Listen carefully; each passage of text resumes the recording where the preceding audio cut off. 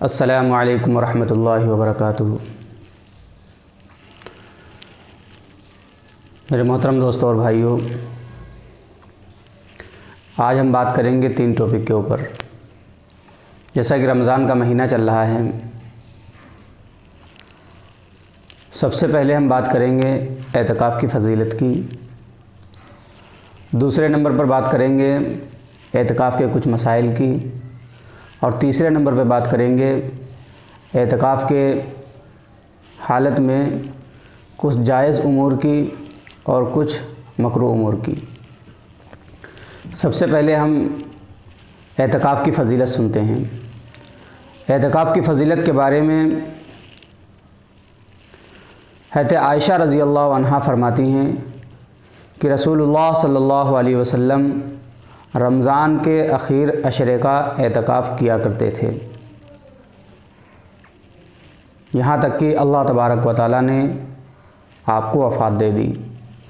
आप सल्लल्लाहु अलैहि वसल्लम के बाद आपकी अज़वाज मुताहरात एतकाफ़ फरमाया करती थीं। दूसरी फ़जीलत, हज़रत इब्न अब्बास रज़ी अल्लाह अन्हुमा फरमाते हैं कि रसूलुल्लाह सल्लल्लाहु अलैहि वसल्लम ने इरशाद फरमाया कि जो शख्स एक दिन का एतकाफ़ करता है तो अल्लाह तबारक व तआला उसके और जहन्नम के दरमियान में 3 खंदक़ें हाइल फरमा देता है, और एक खंदक की मसाफ़त ज़मीन व आसमान की लंबाई से भी ज़्यादा चौड़ी है। सुबहान अल्लाह, कितनी फ़जीलत है कि आदमी अगर एक दिन का एतकाफ़ करे तो उसको इतना सवाब मिलेगा, इतनी फ़जीलत है। और जो शख्स आखिर अशरे का एतकाफ़ करे तो अल्लाह तबारक व तआला उसको कितना ज़्यादा सवाब अता फ़रमाएगा।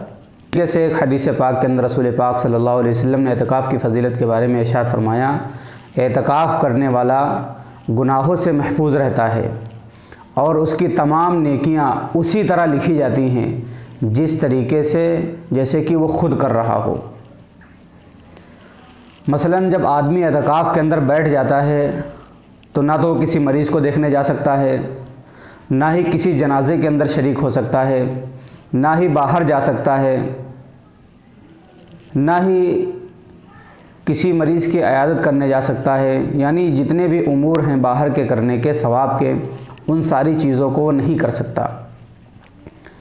लेकिन जब एतकाफ़ में आदमी बैठता है तो अल्लाह तबारक व तआला एतकाफ़ की वजह से जो बाहर आमाल कर रहा था उन सारे आमाल का सवाब एतकाफ़ की हालत में अल्लाह तबारक व तआला बरहमत फरमा देता है। इस तरीके से हज़रत आयशा रज़ी अल्लाह अन्हा फरमाती हैं कि रसूलुल्लाह सल्लल्लाहु अलैहि वसल्लम आखिर अशरे के अंदर एतकाफ़ फरमाया करते थे और इरशाद फरमाया करते थे कि शब कद्र को आखिर अशरे की रातों में तलाश करना चाहिए।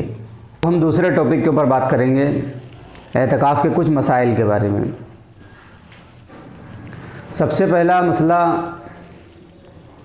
आखिर अशरे का एतकाफ़ यानी 10 दिन का एतकाफ़ सुन्नत मुअक्कदा अलल किफ़ाया है।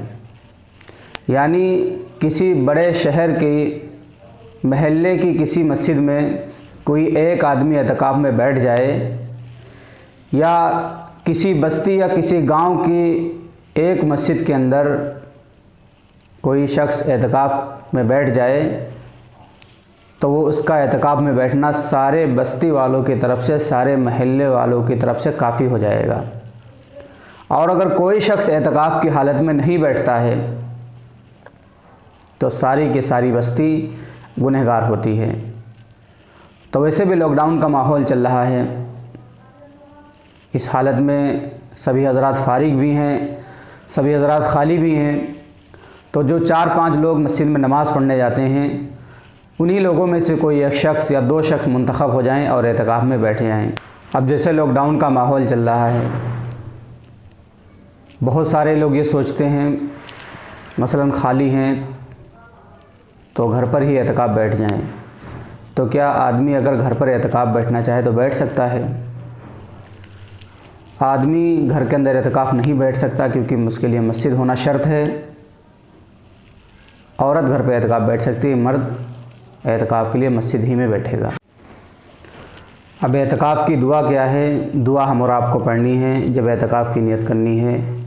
बिस्मिल्लाहि दखलतु व अलैहि तवक्कलतु व नवैतु सुन्नतल एतकाफ़।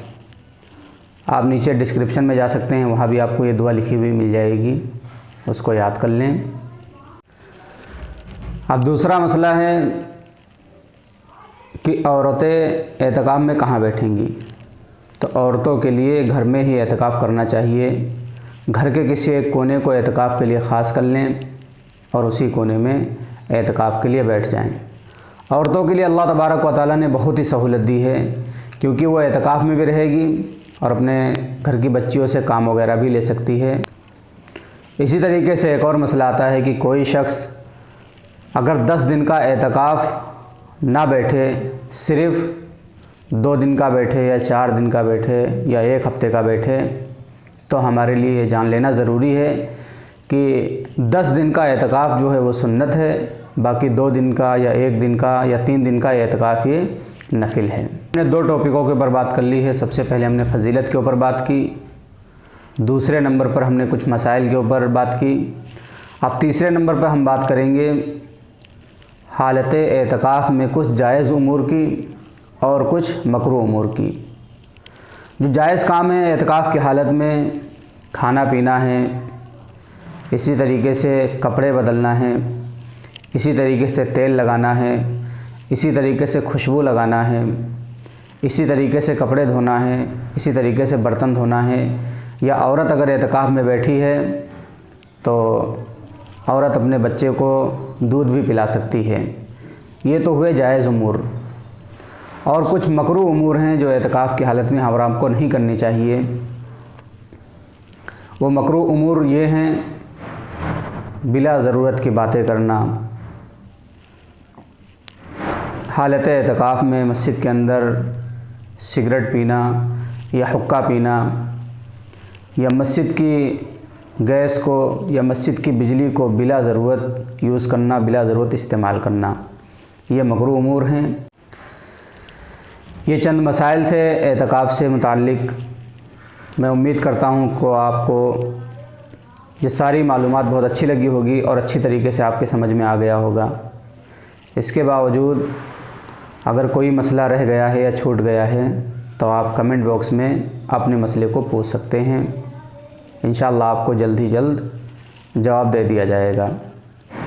साथ साथ में इस बात की हम कोशिश करें कि इस क्लिप को हम अपने भाइयों के पास भी शेयर कर दें और वीडियो को लाइक ज़रूर कर दें। अल्लाह तबारक व तआला से दुआ है कि अल्लाह तबारक व तआला रमज़ान के मुबारक महीने में हम सब की मग़फ़िरत फ़रमाए और हम सब का ख़ात्मा ईमान पर नसीब फ़रमाए। व आखिरु दावाना अनिल हम्दुलिल्लाहि रब्बिल आलमीन। अस्सलामु अलैकुम व रहमतुल्लाहि व बरकातुहू।